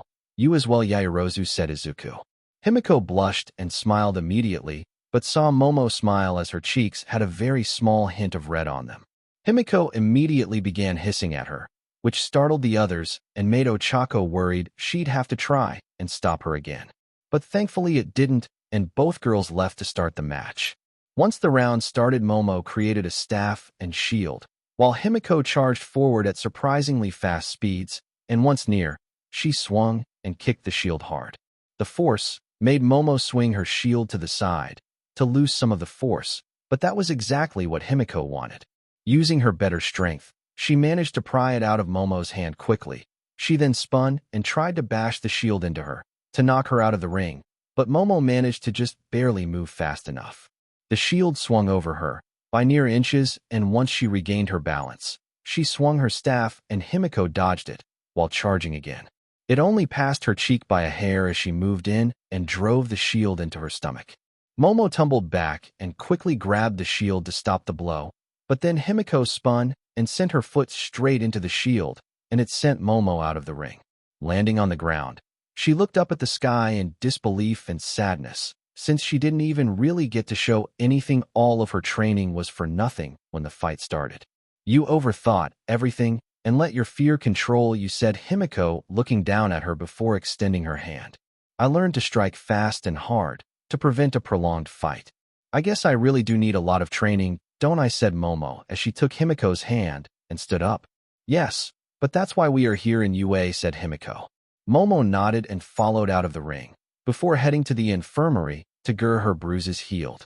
While they walked out, Midnight smiled happily at seeing Himiko win, and she honestly didn't truly know how to describe the feeling right now. Now the next round started, and it was a different round compared to the others given they were a student short, so they decided to have a three-way 1v1. It was Kirishima, his sister Rikaina, and lastly Tetsu. This is gonna be weird fight to watch, said Toru, getting a nod from Mina. I mean, from what I saw and remember, they all have pretty much the same quirks, said Mina. So it really just depends who lasts the longest in the fight, then said Denki. It wouldn't only be that, but it could be subliminal tichidafot her thinks that Kinesolidus the fight, said Izuku, as he broke out into a full-blown mutter storm for the first time in front of everyone. Don't worry, you get used to it, said Himiko, used to it, as she sat next to him, enjoying him nerding out. The others stared in both confusion and wonder since they've never seen him do this before. Meanwhile, in his lap was Eri, who was listening to Izuku speak, and somehow, like Himiko and Inko, she could understand him. All three of them were standing out in the ring waiting for the battle to begin, and once Midnight cracked her whip, they all activated their quirks and charged. Ejiro and Rikaina got to the center first, and Ejiro immediately went for a bunch, but Rikaina dodged it and drove her fist into Ejiro's gut, but he retaliated by driving his elbow into her back. Falling to the ground, she quickly rolled out of the way and got to her feet, while dodging another punch from him, but wasn't able to block the second strike. Before the siblings could continue to fight, Tetsu arrived and tried to punch Ejiro, but he dodged it and was met with a knee to the gut. But thinking quickly, he hardened it and blocked the blow. Rikaina saw that both of them were stuck fighting each other, and she quickly regained her breath before running back in to keep fighting. Sure is a slug fest, said Cementos, trying to make light of the situation. Well, Nezu was the one who decided to make it a three-way fight, instead of just promoting another student, said Ectoplasm. That's because Nezu enjoys chaos, said 13. It's more fun for me and helps pass the time, said Nezu, while sitting on the ceiling in something that looked like a throne. Now anyways, let's get to the next part, he said, while pushing the fast-forward button. It was a brutal three-way slug before Ejiro managed to knock out Tetsu with a mean uppercut to his chin that rattled his brain enough to knock himself out. Now all that was left were both Ejiro and Rikaina, who were in a brutal slugfest, and they were both at the end of their rope for stamina. I can keep going. What about Rikaina? Said Ejiro, panting hard. I'm still good, she said while spitting out and ignoring her left swollen eye. She was used to these kinds of fights. But man, did her brother hit harder than Tetsu. Slowly, they began to walk forward before they were in front of one another, and Ejiro pulled back his fist and punched her. Reeling back, she regained her footing and trudged forward, before driving her fist into his gut. Grunting in pain, he was met with another punch. That rattled him, but he still stood and hardened his forehead before slamming it into hers. Falling to her knees, she slowly got up and smashed the top of her head into his chin, making him fall back. Both of them were done. Question was who will finally yield. Getting back to his knees, Ejiro was panting hard, but so was Rikaina, and they both began to trudge forward once again, knowing whoever got the next punch would win. Raising his fist, Ejiro threw the first punch, but he punched too soon and missed, leaving Rikaina an opportunity which she jumped on. Her first slammed into his cheek, making him fumble back a couple steps. "Haha, guess you win, Rikaina," said Ejiro as he fell to his back unconscious. Rikaina smiled, but was far too exhausted, and she collapsed to the ground unconscious as well. "The winner is Rikina Kirishima," yelled Midnight proudly as she cracked her whip. "The next match shall be Ochako Uraraka versus Katsuki." When she said the last name, she had to stop herself from grimacing, since she wasn't sure what he will do or act given how he's acted so far. Everyone was celebrating Rikaina winning, but as they were, Izuku saw Ochako leave, and she looked very nervous, so he decided to talk to her to see if he could help. "Hey Eri, could you do me a favor please?" he asked. She turned around to look at him curiously. "Could you stay with Himiko for a moment, so I can talk to Uraraka?" he said, hoping it wouldn't make her upset. "Okay," she said a little reluctantly since she liked being with him the most, but she did try and get up, but Himiko picked her up and was holding her before she could even move. "Don't worry, Izu. She's safe with me," Himiko said with a fanged grin as she rubbed her cheek against Eris. Eri didn't fully understand the feeling right now, but it felt warm and she felt her lips twitch ever so slightly upwards. "Thank you, Himiko, and don't worry, I'll be right back," said Izuku as he rubbed her head, making her nod, before he left to try and find Ochako. Getting up, he headed down the stairs before walking down the hall and checking some of the rooms as he walked past to try and find her. But after a couple of rooms, he finally saw her, trying in vain to calm herself down from the anxiety of fighting Katsuki. "Uraraka?" he said, making her jump a little, before she turned around to see Izuku. "Midoriya, what are you doing here?" she asked. "I came to see if you were okay." "You looked really nervous," said Izuku. Ochako was silent for a moment before she spoke. "To tell you the truth, I'm scared. I've seen what Katsuki can do, and I know how strong he is, plus I want to make my parents proud and win the sports festival. He is strong and fast, plus has very good battle instincts. I've written down everything about his fighting style on my phone since I don't have a notebook," he said, pulling it out. "Thanks, Midoriya, but I want to do this on my own and beat him without any help," said Ochako. Izuku looked at her for a moment before he let out a smile and put his phone away. "Okay. But please be careful and make sure to do your best. I'll be rooting for you from the stands." Ochako felt her cheeks warm as she couldn't help but smile and play with her hands as little. "Will Ochako, Uraraka, and Katsuki come to the arena?" said Present Mike on the speakers. "Well, guess it's my time," she said as she turned to leave, but before she could cross the door, Izuku spoke. "Uraraka, please don't do anything to get him angry, or else he'll make it hurt more," he said from personal experience. Ochako looked at him with a look he couldn't place, but could tell it held a look of horror from realization at what he meant. "Don't worry about me, Midoriya. I'll give it my all," she said with a smile. Ochako and Katsuki were both standing across from one another in the ring, and she would be lying if she said she wasn't scared. She was fully aware of what he was capable of and how he wouldn't even hesitate to hurt her if he could. For Midnight, she looked between the two and felt worry for Ochako, but she took a deep breath and pushed that down to stay professional. Herself and other teachers were here, so if things go too far, they will be able to step in and prevent things from getting bad. "Ready?" she hollered before cracking her whip. "Begin." "You weak woman. You should just give now," said Katsuki with rage in his eyes as his hands let off small explosions to try and intimidate her. Ochako felt a small wave of fear hit her, but she quickly forced it down, and she saw a rock and an idea formed, which quickly turned into a plan. Grabbing the rock, she quickly hurled it at Katsuki, who easily destroyed it with a quick explosion, but it came at the cost of filling the area with smoke. Readying himself, he watched closely, waiting for her to come out of the smoke, and after a moment, his eyes spotted movement, and he immediately released a large explosion at it. Hata. He stopped midway when he saw Ochako charge out the smoke from the other side and reach her hand out. It was within inches, but Katsuki moved just fast enough to dodge it, and he swung his arm and released her explosion as he punched her. Aggh Ochako went flying and had a nasty burn on the side of her face, and it hurt badly. It was taking her mind off the match as it throbbed in pain, but she forced herself up. Before she could even regain her footing, he was back on the attack and drove his fist into her gut before releasing another explosion. She went flying again, but before she did, she managed to snag his arm. "You beach," he snarled, and was about to continue the assault when he started to float. Rage filled his eyes as he raised his hand and released her explosion, sending him back to the ground, where he reached down and grabbed a broken tile to hold himself down. Smiling, she charged again, hoping to keep the plan going. The stadium watched in horror as she kept getting hurt to try and get to him, but he just kept blasting her away over and over and over again. With Izuku, his hands were starting to make the railing groan from the pressure as his grip tightened more and a voice in his head began speaking. "Kill Kai Yukai," it screamed in his head as rage began to build up more in him. Back in the fight, Ochako got blasted against and she rolled on the ground in a massive amount of pain, and she slowly and very painfully got to her feet once again and shook her head to midnight.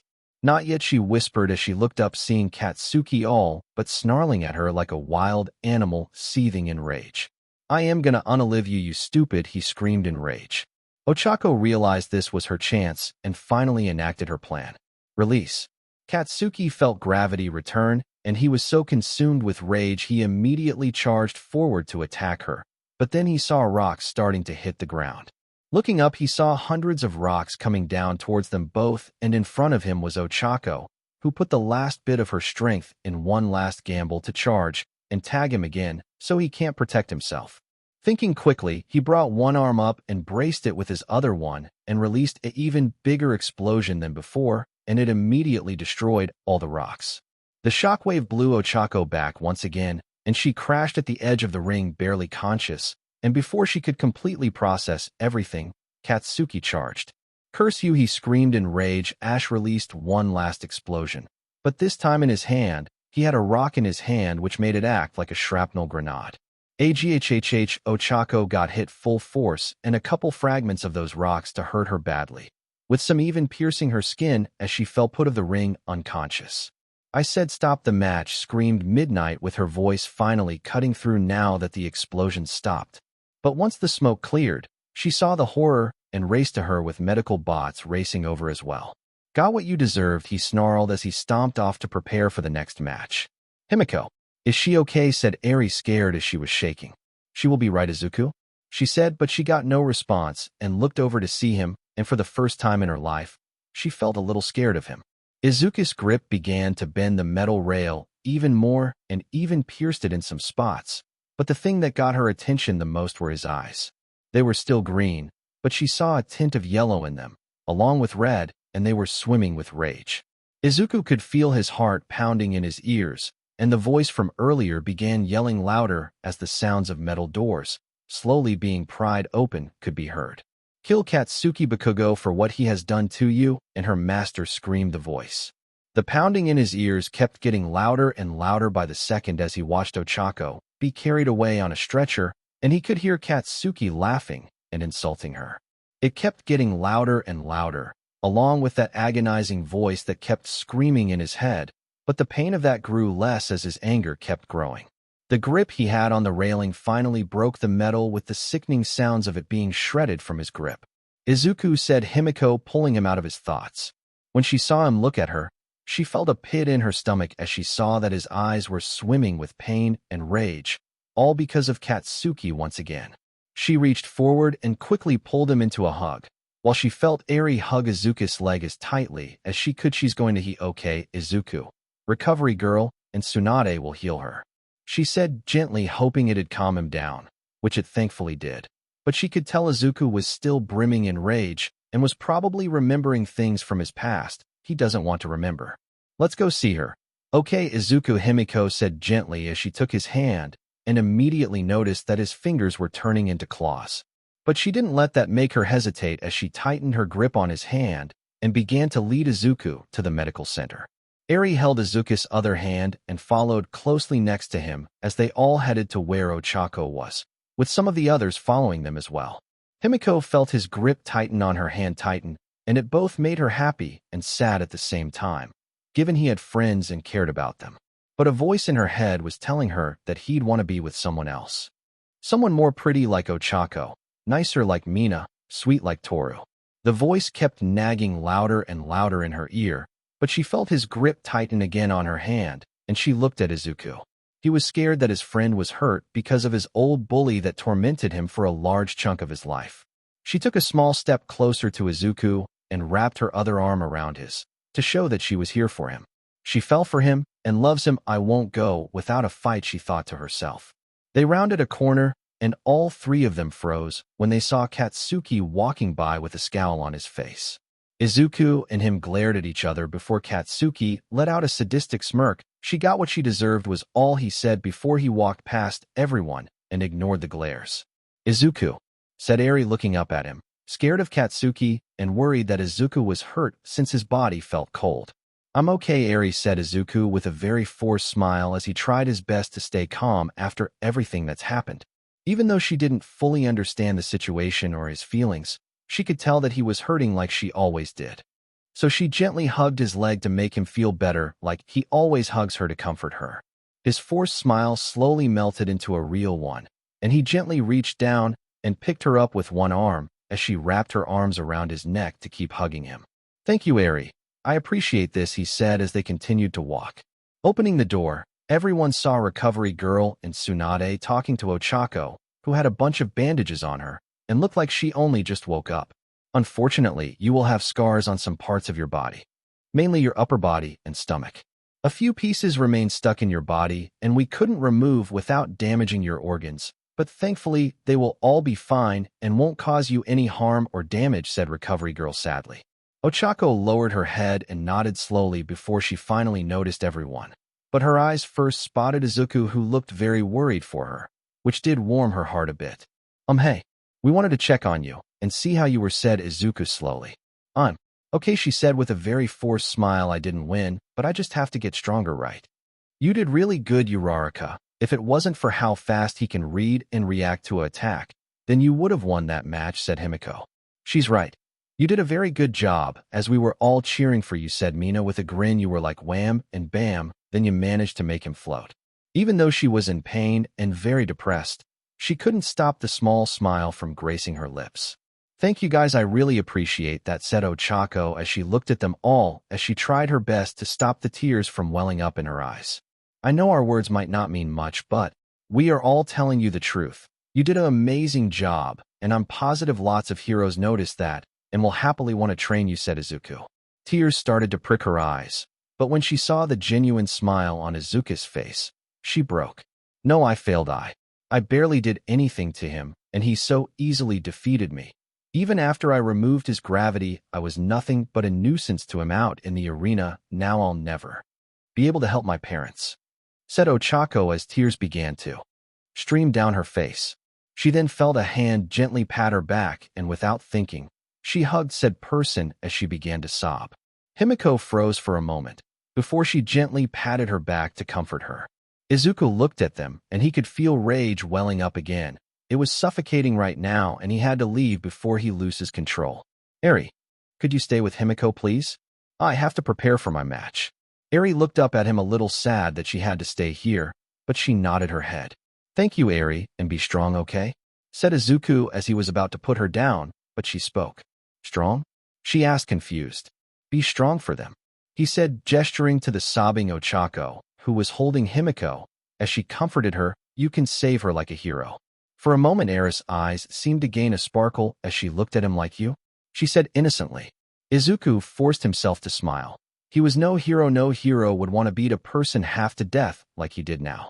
No hero would have a voice screaming to end someone's life. No hero would have a quirk that killed a classmate and multiple villains like they were playthings to it. Yes, Eri. Like me, he said as he gently sat her down before he left the room, not noticing that Ochako tried to get his attention. As he walked down the hall, he felt the rage brewing more, and it almost felt like molten magma going through his veins. Gritting his teeth, which felt sharper for some reason, he smashed his fist into the wall, with his fist instantly going straight through the concrete. Calm down. Calm down. He grunted as he tried to force the rage swelling inside him down, and how he could feel his summons, growing anger given they could feel his. So you're Izuku Midoriya. Can't say I'm impressed, said a deep voice. Turning his head, Izuku saw Endeavor standing down the hall in his hero costume and his flames blazing brightly as usual. You will be a decent opponent for my creation, Shoto said Endeavor, and continued to speak, but Izuku didn't hear any of it. Creation. He views his son as only that. Thought Izuku as his fists tightened, and the rage he was trying to suppress was boiling up again. A very old memory he wishes he could forget began to surface in his mind. How his dad just up and left him and his mom when he learned Izuku was quirkless. No calls, texts, letters, or even child support. Hisashi simply left them with everything, including his debts, which played another role in why his mom used to work almost 12 hours a day. Izuku could feel both sadness and rage building up more by the second, and it was taking everything in his power to try and force it down. Endeavor finished his speech and noted that Izuku didn't hear a single thing he said, so he began to raise the temperature in the hall and spoke clearly. You will fight my creation and show him why his rebellious attitude needs to end. Clenching his fists more, Izuku looked at him and spoke. He's your son, not your creation, he growled before walking past him. Yuli, forefinger like blades pierced through his midsection, while another pair pierced his waist. He then saw a pair of massive mandible-like jaws opening up and beginning to cover his head. His body was then ripped in half at the waist as the mandible-like jaws snapped, making everything go black. Endeavor's body was deathly cold, and every cell in his body began to scream at him to run for his life. His eyes caught sight of Izuku's shadow, and how it looked like figures were forming out of it as they glared at him with a single warning. Touch him, and you're dead. Izuku continued to walk down the hall as he felt his summons growing anger at everything going on, and it was getting harder for him to keep himself calm as old memories kept popping up now. Back with Endeavor, he stood frozen for a moment as he felt a bead of sweat go down his face. He then noticed something that made his blood boil. His hand wouldn't stop shaking from the fear and that image in his head that came from Izuku. Shoto Todoroki versus Izuku Midoriya. Izuku heard B yelled over the intercom, meaning he had to start running to get to the arena. With Shoto, he was walking to the ring when his eyes caught his father standing near the walls above the field. His cold eyes boring straight into him with a promise of pain if he lost and didn't use his fire. I'll never use your fire, Shoto said under his breath as he spotted Izuku walking onto the field and noted that he seemed angry. Now that both fighters are here, we can get this match started, yelled Midnight, getting the arena riled up before looking at both teams. Are both of you ready? She got a nod from Shoto, but when she looked at Izuku, she felt nervous. She's never seen him look so angry before. Thinking back, she can't even remember him ever being angry. Midnight's whip cracked and Izuku was pulled out of his thoughts and his summons screaming at him when he saw Shoto slam his hand on the ground, sending a massive wave of ice at him. Thinking quickly, he felt Seabass's explosive strength fill his arms, before with a single punch he shattered the ice like nothing. Izuku winced a bit and looked at his hand, seeing a cut on it, with fluid slowly going down his hand, and a new plan formed in his head. Narrowing his eyes, Shoto sent another massive wave of ice to quickly defeat Izuku, but then he spotted something and years of training screamed at him to duck. A red line shot over his head, and it cut straight through the ice, even making Midnight have to jump out of the way. Looking up, he saw that some red liquid was dripping down his ice, and he realized it was vital fluid.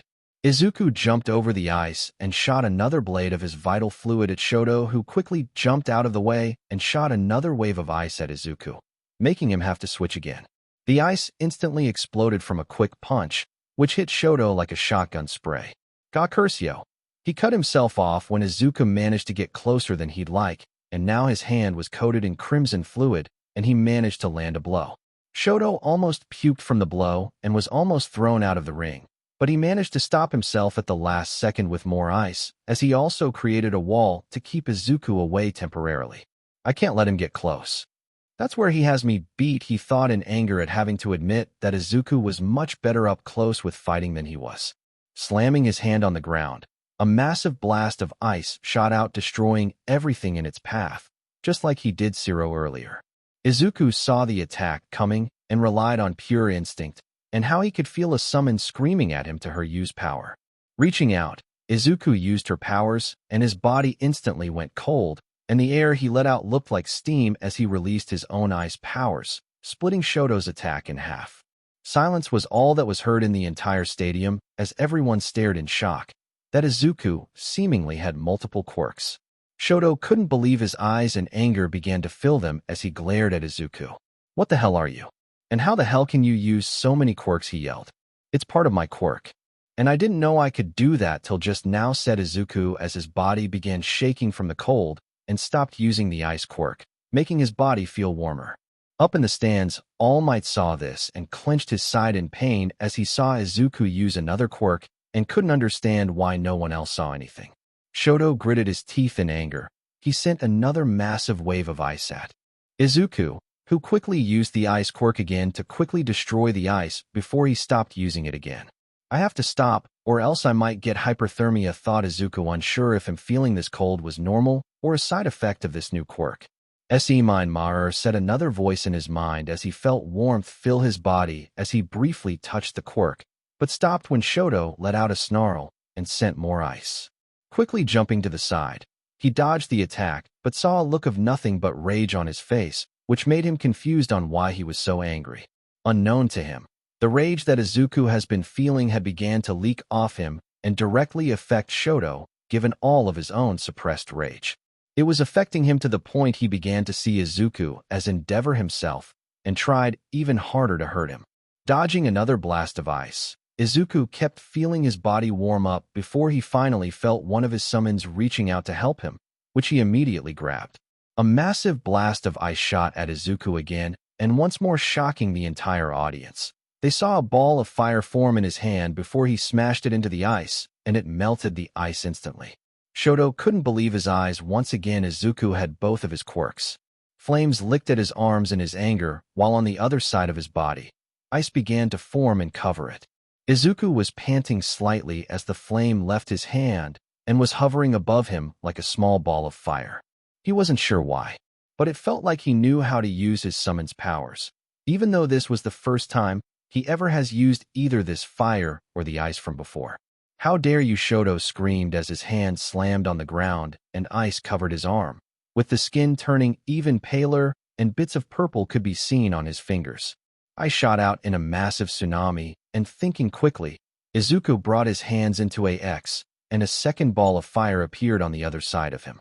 He mentally touched them, and the ball of fire grew massive in size before he slammed them against the ice, melting straight through it like it was nothing. Izuku felt his legs buckle from using this new power, but he quickly regained his footing and ignored how it looked like he now burned his own hands. A clawed hand shot out of the door as large beady eyes stared into the summoning world that was all but drenched in anger and rage as Izuku kept fighting. Finish him, and Katsuki Bakugo!" the summon screamed as the door cracked more, making the Nazguls realize that Izuku's darker emotions are beginning to come out, which meant they wanted to make Izuku ready for what he was made for, and this quirk was made for. Another massive explosion went off in the ring as the two contestants continued to sling more powerful attacks at each other, which was only adding more fuel to the fire in Todoroki. He couldn't understand any of this, and it made him that much angrier given Izuku seemed to have been able to his mother's and father's quirks. More fire licked at his legs and arms while the other side, frostbite began to form given the extremes and his own rage making it impossible for his body to quickly adapt to this. Shoto looked up through the smoke and charged ready to finally end this, but when his eyes caught movement, he felt a pit form in his stomach. Ice and fire were beginning to cover Izuku's own body, but around his face it was different. It looked as if both elements fused perfectly, and it made a twisted mask of both elements, and it made him look demonic. Large fanged grin with pitless eyes that seemed to glow regardless of that, and coming off him was this dark oppressive aura filled with seething rage. Izuku shot forward with reckless abandon, which made Shoto quickly raise his hand and send out a wave of ice, but it was simply swept aside like it was a gust of wind. Nearing him, Shoto began to feel fear, and it seemed as if the grin on Izuku's face grew more sickening, as if he wanted him to feel it. Thinking quickly and out of panic, he raised his left arm, shooting a massive ocean of fire at Izuku in hopes that this would stop him, but before the attack could truly advance. Multiple thick walls of cement shot out of the ground, meaning that Cementos was intervening to stop the fight. The two balls of fire formed in his hands, which had a thick black carapace covering them with thick, massive claws. He smashed them into the first wall, while a massive wall of ice formed behind and around him, to funnel all the power forwards. A massive explosion filled the arena and filled it with smoke that prevented anyone from seeing anything in the arena. Izuku yelled Eri as she looked at the TV screen in terror at seeing him possibly hurt, and tears threatened to stream down her face. "Cementos, do you see anything?" yelled Midnight. "No, the smoke is too thick," he yelled back, and hoped that the two students were okay. A couple moments passed before the smoke finally cleared enough to show Izuku on his knees on the ground, dry heaving heavily, and the arm parts of his jacket were completely burned off. Plus, vital fluid was leaking out of his eyes, nose, and hands from the stress placed on his body from switching powers to fast that he never used before. Relief filled Midnight at seeing that he wasn't hurt, but she then looked to find Todoroki, and once her eyes left the arena and looked towards the wall, she was shocked. He was embedded in the wall, and his body was covered in first and second-degree burns across his whole chest, and he was unconscious. "Winner Izuku Midoriya," yelled Midnight quickly as she signaled for medical bots to come take him while others came to get Izuku. Cheers filled the stadium from seeing such an amazing match and couldn't believe that a student had multiple quirks, which was unheard of before. Izuku was laying in the infirmary getting healed while his friends and family were outside the room so Tsunade and Recovery Girl could heal him. While they were doing that, Cementos managed to completely repair the arena for the next fight. "Now presenting Ibara Shiozaki, our school's most religious figure and Christian," said Mike, embarrassing her a bit. "I am not a Christian," said Ibara as she remembered the hurt look on her mom's face, but she found her own calling and began to follow it since they were the only ones in Japan who stood with the quirkless. "I stand for the quirkless, and I believe that their Messiah shall come and save them from this evil fate we placed them in," yelled Ibara with reverence and hope in her eyes.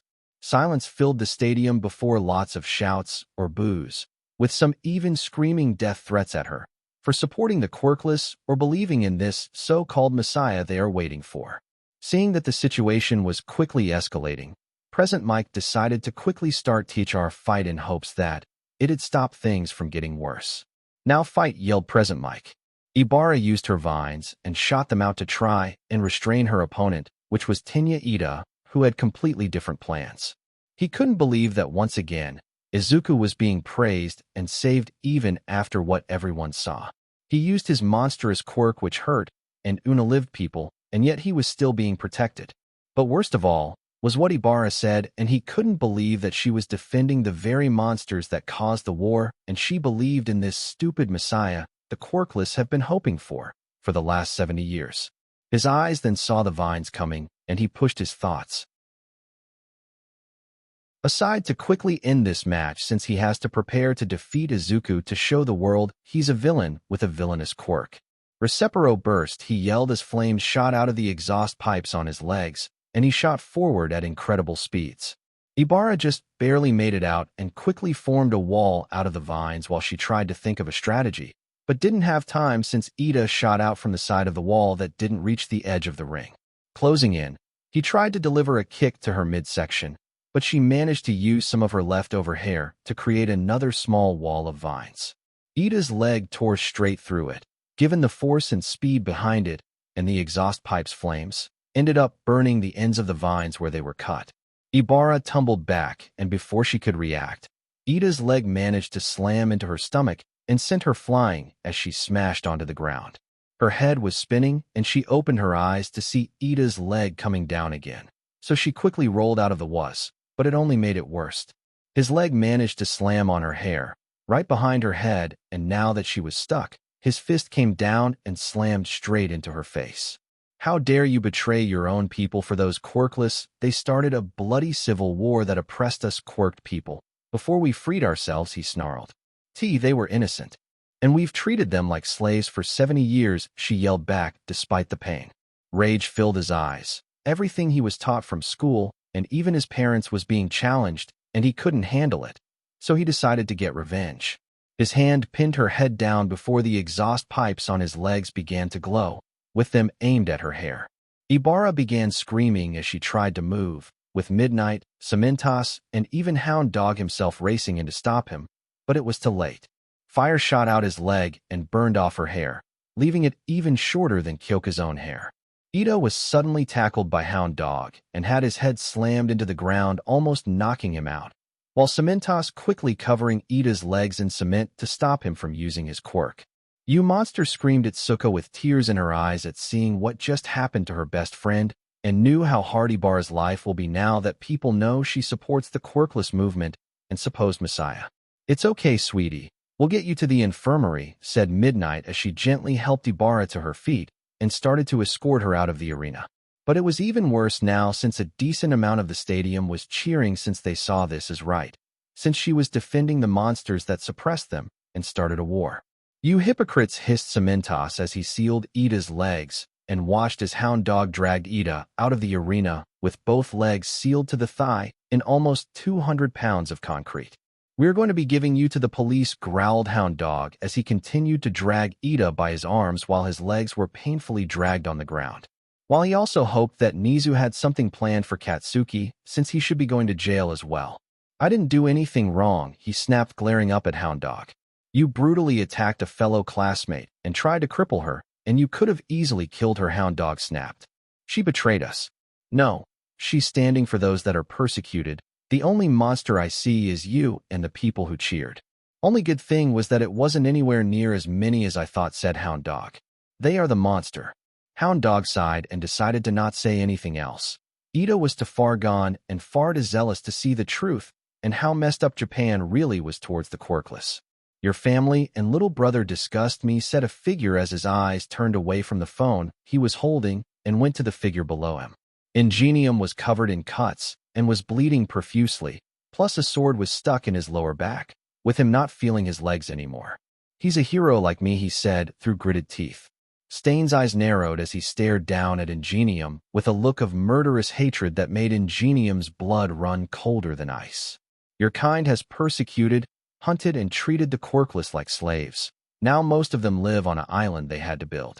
The rest of the quirkless wanted to join them, but your people and government said no and kept them stuck here to pay the high taxes and treated like slaves.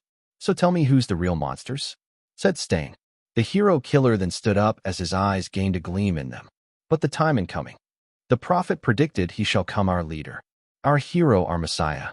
He shall save and lead us. He will show the world what a true hero is. He shall lead us to victory and save us. He is coming, I can sense it, and we shall be ready for him," Stain yelled in a zealous spout. So, this was the end of this series. Stay tuned for next part of this series, and if you like this video, don't forget to like, share, and subscribe to our channel. Until next time.